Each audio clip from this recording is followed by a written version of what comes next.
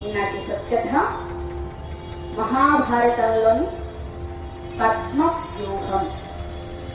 ఈనాటి సత్కథ పరమ పావనము భారత చరితము, పరమ పావనము భారత చరితము, అధవిరచితము వేదం సాగా విరచితము, పరమ పావనము.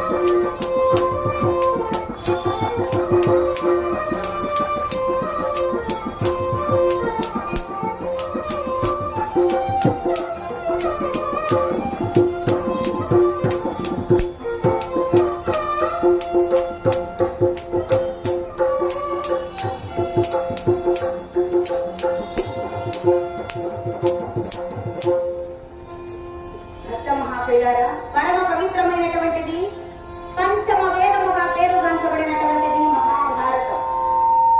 సమాజానికి అద్దం పట్టి చూపిస్తూ అతి దగ్గరగా కనిపించేటటువంటిది మహాభారతం. మన భరత జాతి ఆచార వ్యవహారాలు, మన సాంఘిక కట్టుబాట్లు, మన ధర్మాలు, మన మర్మాలు భారతంలో ప్రతిబింబించినంతగా ఇంకా ఏ గ్రంథాన్ని తరచి చూసినా మనకు కనిపిస్తుంది.